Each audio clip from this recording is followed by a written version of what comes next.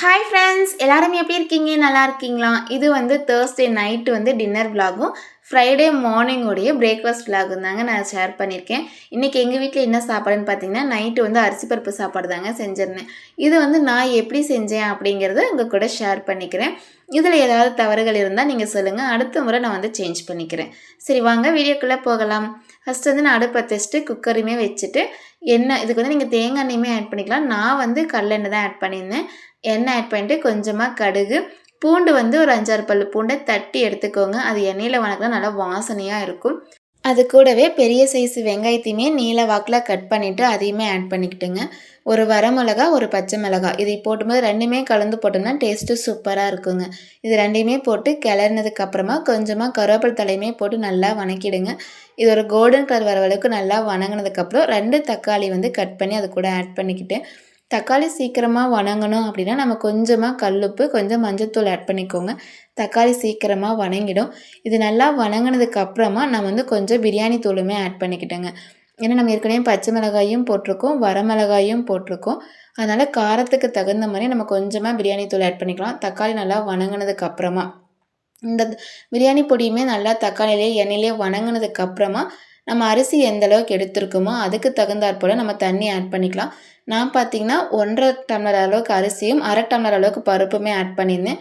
அதுக்கு வந்து நான் மொத்தம் 2 டம்ளர் ஆகுதுங்களா, அதுக்கு வந்து நான் 5 டம்ளர் அளவுக்கு தண்ணி ஆட் பண்ணிவிட்டு அது கூட கொஞ்சமாக கொத்தமல்லி தலையுமே போட்டு அது நல்லா கொதிச்சதுக்கப்புறமா அரிசி நல்லா வாஷ் பண்ணிட்டு அதில் போட்டுட்டு உப்பு காரம் எல்லாமே செக் பண்ணிவிட்டு மூடி போட்டு வச்சுட்டேன். விசில் பார்த்தீங்கன்னா ஒரு 3 விசில் விட்டு எடுத்துக்கோங்க. எங்களுக்கு வந்து நல்லா குலைவாக இருந்தால் தான் என் ஹஸ்பண்ட்லாம் சாப்பிடுவாங்க. அதனால் நான் 4 விசில் விட்டு எடுத்துட்டேன். சாப்பாடு பார்த்திங்கன்னா சூப்பராக வந்திருந்ததுங்க. நல்லா குலைவாக இருந்தது. டேஸ்ட்டுமே சூப்பராக இருந்துச்சு. இதே மாதிரி நீங்களும் ட்ரை பண்ணுவீங்களா? இல்லை இந்த அரிசி பருப்பு சாப்பாடு கூட வேறு ஏதாவது ஒன்று ஆட் பண்ணணுமா அப்படிங்கிறது உங்களுக்கு தெரிஞ்சதை என் கூட ஷேர் பண்ணிக்கோங்க. அவ்வளோதாங்க. எங்கள் வீட்டில் நேற்று நைட்டு வந்து அரிசி பருப்பு சாப்பாடு தான். இது கூட கொஞ்சம் மாங்காய் ஊறுகாய், ஏதாவது உங்களுக்கு பிடிச்ச ஊறுகாய் வச்சு சாப்பிடுங்க. டேஸ்ட்டு சூப்பராக இருக்கும். வீட்டில் அரிசி மாவுமே தீர்ந்துருச்சுங்க. சரி, நம்ம நைட்டு ஊற வச்சிட்டோம்னா காலையில் நேரமாக எழுந்திரிச்சு ஆட்டிடலாம் அப்படின்னு சொல்லிட்டு நான் அரிசியுமே இட்லிக்கு ஊற வச்சிட்டேங்க. பச்சரிசி அரைப்படி, நல்லரிசி அரைப்படி, ரேஷன் அரிசி வந்து ஒரு படின்னு சொல்லி மொத்தமாக 2 படி அளவுக்கு நான் அரிசி ஊற வச்சிட்டேங்க. நம்ம ஊற வைக்கும் போதே ஃபஸ்ட்டு வந்து 2 முறை நம்ம நல்லா தண்ணியில் வாஷ் பண்ணிட்டோம்னா அதில் இருக்கக்கூடிய அந்த குப்பை, சின்ன சின்ன வண்டு இது எல்லாமே போயிடும். அதுக்கப்புறம் நமக்குமே வந்து நாளைக்கு காலையில் நம்ம கழுவும் போது ரொம்ப ஈஸியாக இருக்குங்க. அதனால் நானுமே 2 முறை நல்லா வாஷ் பண்ணிவிட்டு அதுக்கப்புறமா சுத்தமான தண்ணி வந்து அதில் ஆட் பண்ணி நல்லா மூடி போட்டு மூடி வச்சுட்டேங்க. காலையில் எடுத்துக்கலாம் அப்படின்னு சொல்லிட்டு. இதுக்கு வந்து நான் 2 படி அளவுக்கு அரிசி ஊற வச்சுருந்தேங்க. நான் கடையில் வாங்கின உளுத்தம்பருப்பு தான் யூஸ் பண்ணியிருந்தேன். ஒரு 1 1/4 அளவுக்கு நான் உளுத்தம்பருப்பு டம்ளரில் எடுத்துக்கிட்டு கொஞ்சமாக வெந்தயமாக ஆட் பண்ணி ஊற வச்சுக்கோங்க. ஏன் வெந்தயம் ஆட் பண்ணுறோன்னா, நம்ம தோசையெல்லாம் சுடும்போது அந்த தோசை நல்லா ஒரு மாதிரி ப்ரௌனிஷ் கலரில் நல்லா மொறுமொறுன்னு வரும் இல்லைங்களா? அப்படி வரணும் அப்படின்னா நம்ம இதை ஆட் பண்ணும்போது நல்லா சூப்பராக சாஃப்டாக இருக்குங்க. சாப்பிட்றதுக்குமே நல்லாயிருக்கும். நைட்டே அதுக்கப்புறம் தூங்கும்போது நாளைக்கு காலையில் அவரைக்கொட்டை குழம்பு தான் வைக்க போகிறேன்னு சொல்லிட்டு அவரைக்கொட்டையுமே ஊற வச்சுட்டு தாங்க நான் போய் படுத்தேன். அடுத்த நாள் காலையிலையுமே பொழுது விடிஞ்சிருச்சு. நான் வந்து மாவாட்டணும், ஒரு 5:30க்கே எழுந்திரிக்கலான்னு அலார்னி எல்லாம் வச்சுட்டு தாங்க படுத்திருந்தேன். ஆனால் அலார்னி ஆஃப் பண்ணிவிட்டு ஒரு 5 நிமிஷம் தூங்கலான்னு நினச்சேன். மணி 6:15 ஆகிடுச்சு. அதுக்கப்புறம் அவசர அவசரமாக எழுந்திரிச்சு ஃப்ரெஷ்அப்லாம் ஆகிட்டு வந்து கோலத்தை அப்புறமா போட்டுக்கலான்னு சொல்லிவிட்டு நம்ம அவரைக்கொட்டை ஊற வச்சுருந்தோம் இல்லைங்களா, அதை நல்லா வாஷ் பண்ணி குக்கரில் ஆட் பண்ணிவிட்டு அதுக்கு தேவையான அளவுக்கு தண்ணியுமே ஊற்றி கொஞ்சமாக உப்பு போட்டு குக்கர் வந்து விசில் போட்டு மூடி வச்சுட்டேங்க. ஒரு 5, 6 விசில் விட்டோம்னா தான் நமக்கு வந்து அந்த அவரைக்கொட்டை வந்து நல்லா சூப்பராக வெந்திருக்கும். நமக்கு குழம்பு வைக்கும் போதுமே ரொம்ப ஈஸியாக இருக்குங்க. அடுத்து பார்த்திங்கன்னா மாவு வந்து ஒரு டைம் கிரைண்டரில் போட்டுடலான்னு சொல்லிட்டு நேற்று நம்ம நைட்டே ஊற வச்சுருந்தோம் இல்லைங்களா, அந்த அரிசி பாருங்கள் நேற்று ஒரு அந்த குண்டால 1/2 குண்டா அளவுக்கு தான் இருந்தது. இப்போ எவ்வளோ உப்பி நல்லா மேலே வரைக்கும் வந்துச்சு. ஆனால் தண்ணியுமே பார்க்க சூப்பராக இருக்குது இல்லைங்களா. நான் வந்து இது ஒரு 4 முறைக்கு மேலே நல்லா வாஷ் பண்ணி எடுத்துக்கிட்டேன். ஏன்னா நம்ம இதில் கொஞ்சம் ரேஷன் அரிசி ஆட் பண்ணனால அந்த அழுக்கெல்லாம் வரும். அதனால் கொஞ்சம் நல்லா வாஷ் பண்ணி எடுத்துக்கிட்டு கிரைண்டர்லேயுமே நான் போட்டேங்க. நான் வந்து எங்களது வந்து கவர்மெண்ட்டில் கொடுத்தாங்க இல்லையா ஃபஸ்ட்டு, அது அம்மா பீரியடில் அந்த கிரைண்டர் தான் யூஸ் பண்ணுறேன். அதுலேயுமே 2 பிட்டாக போட்டுட்டு கொஞ்சம் கொஞ்சமாக அது ஓடிட்டுருக்கிற கேப்லேயே நம்ம வந்து வாசல் தெளித்து கோலம் போட்டுடலாம் அப்படின்னு சொல்லிட்டு வாசலுமே தெளிக்க ஆரம்பிச்சிட்டேன். நான் எப்போவுமே சின்ன கோலம் தாங்க போடுவேன். இந்த டைம் தான் அந்த ஸ்டார் கோலத்திலே கொஞ்சம் ஒரு நமக்கு தெரிஞ்ச ஒரு 2, 3 டிசைனெல்லாம் இழுத்து விடலாம் அப்படின்னு சொல்லிட்டு கொஞ்சம் பெருசாக போட்டேன்னு வச்சுக்கோங்களேன்.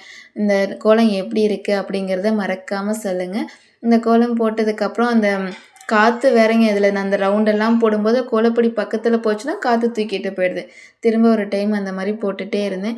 இந்த டிசைன் வந்து கையில் மெஹந்தி போடும்போது மெஹந்தி டிசைன் பார்க்கும்போது இந்த டிசைனை நான் பார்த்துருந்தேன். அதனால் சரி இதை நம்ம கோலத்தில் வந்து இம்ப்ளிமெண்ட் பண்ணிடலாம் அப்படின்னு சொல்லிட்டு இந்த டிசைனுமே நான் கோலத்தில் போட்டுட்டேன்.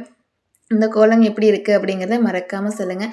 நான் போய் கோலமெல்லாம் போட்டுட்டு வரதுக்குள்ளே இங்கே மாவுமே ஓரளவுக்கு வந்து அரைஞ்சிருச்சு. அதுக்கப்புறம் நான் செக் பண்ணி பார்த்துட்டு நானுமே மாவு வந்து எடுத்து பக்கெட்டில் ஊற்றி வச்சுட்டேன்.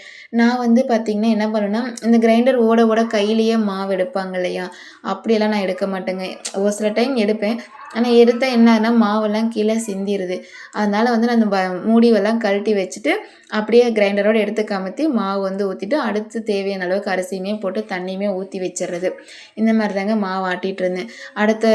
அடுத்த அரிசி போட்டதுக்கப்புறமா குழம்பு வந்து நம்ம இங்கே தாளித்து விட்டுடலாம் அப்படின்னு சொல்லிட்டு இங்கே அடுப்புக்கிட்ட வந்துட்டுங்க.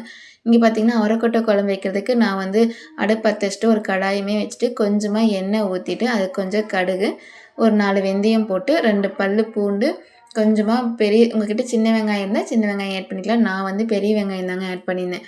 ஒரு வெங்காயத்தை நீல வாக்கில் கட் பண்ணி அதை 2ஆக கட் பண்ணிவிட்டு வெங்காயத்தையுமே ஆட் பண்ணி அது கூட கொஞ்சம் கருவேப்பிலை தலையுமே போட்டு வெங்காயம் நல்லா வணங்கினதுக்கப்புறமா ஒரு 2 தக்காளியுமே ஆட் பண்ணிவிட்டேன். தக்காளி நல்லா கிரேவி மாதிரி நல்லா வணங்கணும். அது வணங்கிறதுக்கு கொஞ்சமாக உப்பு ஆட் பண்ணிவிட்டு நல்லா வணக்கிக்கிட்டேங்க.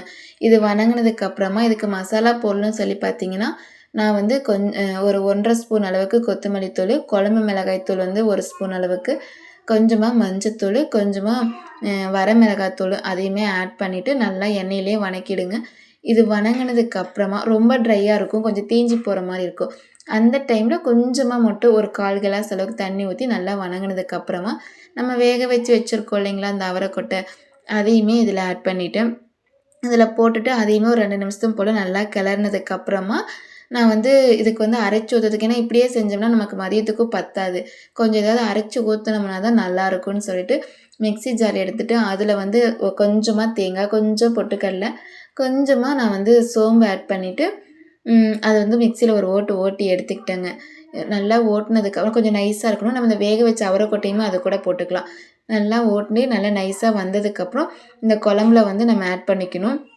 நான் இப்போ வந்து ஆட் பண்ண வீடியோ எடுத்தேங்க. ஆனால் அந்த கிளிப்பு எப்படி டெலீட் ஆச்சுன்னே தெரியல. அந்த கிளிப்பையே காணோம். அதெல்லாம் அந்த அரைச்சதை ஊற்றி ஒரு 5 நிமிஷம் கொதிக்க வச்சதுக்கப்புறமா ஒரு லெமன் சைஸ் அளவுக்கு புளியை எடுத்து அதையுமே நல்லா கரைச்சி அதில் ஊற்றி திரும்ப ஒரு 5 நிமிஷம் கொதிக்க வச்சதுக்கப்புறம் உப்பு காரம்லாம் செக் பண்ணிக்கோங்க. ஃபைனலாக கொஞ்சமாக நாட்டு சர்க்கரையுமே போட்டுக்கோங்க. ஏன்னா நம்ம இந்த மாதிரி புளிப்பு ஊற்றி குழம்பு வைக்கிறோம் அப்படிங்கிறப்ப நாட்டு சர்க்கரை போட்டு அந்த காரசாரமாக டேஸ்ட்டாக இருக்குன்னு சொல்லுவாங்க. அதனால தான் ஃபைனலாக நல்லா கெட்டியாக வந்ததுக்கப்புறம் சாப்பாடுமே ரெடி ஆகிடுச்சிங்க. சாப்பாடு அவரைக்கொட்டை குழம்பு ரெடி ஆகிடுச்சி. பையனுக்குமே போட்டு கொடுத்துட்டேன். இது கூட வந்து கொத்தமல்லி தழை வந்து கொஞ்சம் தூவிக்கோங்க. நான் தூவ மறந்துட்டேன், இருந்தது ஆனால் தூவ மறந்துட்டேன். நீங்கள் வந்து போட்டுக்கோங்க. அடுத்து பார்த்திங்கன்னா மாவெல்லாம் ஆட்டிட்டு அது வந்து மாவு உப்பு போட்டு நல்லா கரைச்சியுமே எடுத்து வச்சுட்டேங்க. அவ்வளோதான் ஃப்ரெண்ட்ஸ். இந்த வீடியோ உங்களுக்கு பிடிச்சிருந்தா நம்ம சேனலை சப்ஸ்கிரைப் பண்ணிவிட்டு எனக்குமே சப்போர்ட் பண்ணுங்கள். பாய்.